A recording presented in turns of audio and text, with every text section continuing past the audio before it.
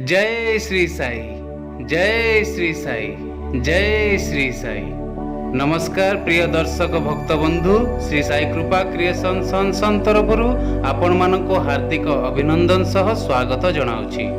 आसंतु आजिर एही अध्याय रे आलोचना करिबा श्री साईंकर दिव्य कृपा गुणर किछि रहस्य।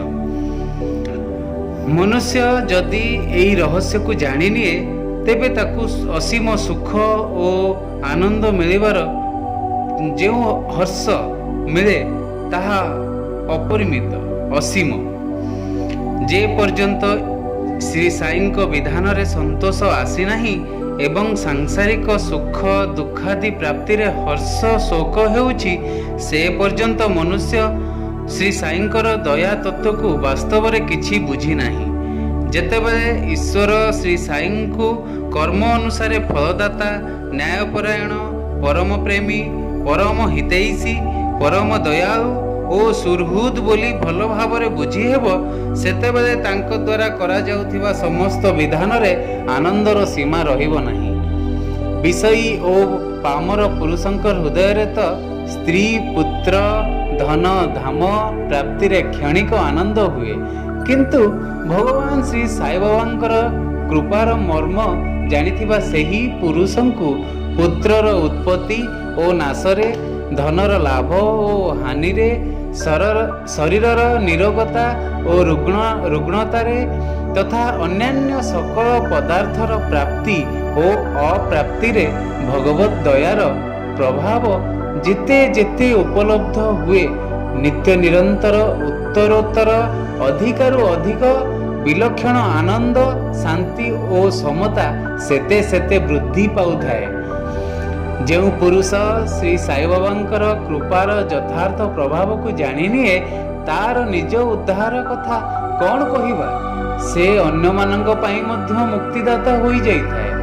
कारण भगवत कृपा एपरि एक वस्तु अटे, सेही कृपा मुख को बाचाल करि दिए ओ पंगु को पर्वत लंघन करिवार शक्ति मध्य देइथाए। श्री साईंक सान्निध्यरु आमनकु एहा ही प्राप्त होई पारे। संसार रे होई न पारुथिबा काम सेही कृपा ही करि दिए।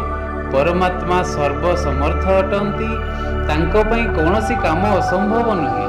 जीव सबु प्रकारे असमर्थ अटे, किंतु परमेश्वर श्री साईंक कृपा ओ आज्ञारु से जहा इच्छा करे ताहा ही करि पारे, माछी ब्रह्म होई पारे। वर्तमान प्रश्न उठुची, जदि सबु जीवंक उपरे भगवान श्री साईंकर कृपा सर्वथा अपार एवं समान, तेबे सेमानकर एपरि दुर्दशा काहेकि होईछि? एहार उत्तर एही जे लोके भगवानंकर कृपार प्रभाव को जानती नहीं। गोटे कहानी माध्यम रे मु आपण मानकु किछि जणाइबाकु चाहूछि। जणे दरिद्र लोकर घरे परसमणि अछि, जहा लोहा को मध्य सोनारे परिणत करि देई पारिबो, परंतु परसमणिर ज्ञान न थिबारु से जेपरि दारिद्र्य दुखरे दुखी होई भिक मागी बुले, दयार बा कृपार तत्व को बुझी पारि नथिबारु सबु जीव सेपरि दुखी होउछंती। कृपार तत्व को जानिबा पई तत्पर होई चेष्टा करिबा उचित। परमात्मा श्री साईंकर तत्व जानिबा पई सदा सर्वदा नित्य गदगद बाणी रे विनय पूर्ण नम्रता पूर्ण श्री साईंकर शरणापन्न होई तांकु प्रार्थना करिबा उचित। प्रार्थना द्वारा भजन ध्यान द्वारा तांको कृपार महत्व जत किंचित जानिथिबा पुरुष मानक संग कले, सत् शास्त्र मानकर विचाररु एवं श्री साई सच्चरितरु एवं परमेश्वरंक द्वारा करा जाइथिबा समस्त विधान रे कृपार अन्वेषणरु मनुष्य कृपार तत्व को जानि पारे। यद्यपि भगवान श्री साई बाबांकर कृपा तत्व को बुझाई देउथिबा महात्मा मिलिबा बहुत कठिन, तथापि चेष्टा करिबा उचित। जो महात्मा माने कृपार महत्व किछि जानती, सेमाने मध्य जेतिकी जानती ताहाकु बाणी द्वारा वर्णना करि पारंती नाही। कारण श्री साई होचंती असीम अपरिमित। कारण ଶ୍ରୀ ସାଇ ବାବାଙ୍କର ଏତେ କୃପା ଯେ ସାରା ସଂସାରର କୃପାକୁ ଏକତ୍ର କରାଗଲେ ମଧ୍ୟ ତାହା କୃପା ସାଗରଙ୍କ କୃପାର ଏକ ବିନ୍ଦୁ ସଙ୍ଗେ ସମାନ ହେବ ନାହିଁ। ଯାହା ଘରେ ପରଶମଣି ଅଛି ତାର ଦରିଦ୍ରତା ନାଶ ଯେପରି ପରଶମଣିର ପ୍ରଭାବ ଜାଣିବା ପରେ ହୋଇଯାଏ, ସେପରି ଭଗବାନ ଶ୍ରୀ ସାଇଙ୍କର କୃପାର ପ୍ରଭାବ ବୁଝିଯିବା ପରେ ମନୁଷ୍ୟର ସବୁ ପ୍ରକାରର ଦୁଃଖର ଦୁର୍ଦ୍ଦଶା, ଶୋକ, ରୋଗ, ହାନି ଏସବୁ ସର୍ବଥା ନାଶ ହୋଇଯାଇଥାଏ। ଯେଉଁ ମନୁଷ୍ୟ ଭଗବାନ ଶ୍ରୀ ସାଇ ବାବାଙ୍କର କୃପାର ପ୍ରଭାବ ଜାଣିନିଏ, ସେ ପଦେ ପଦେ ସେହି କୃପାଳୁ ଭଗବାନ ଶ୍ରୀ ସାଇ ବାବାଙ୍କୁ ସ୍ମରଣ କରି ନିତ୍ୟ ନିରନ୍ତର ଆନନ୍ଦରେ ବୁଡ଼ି ରହିଥାଏ।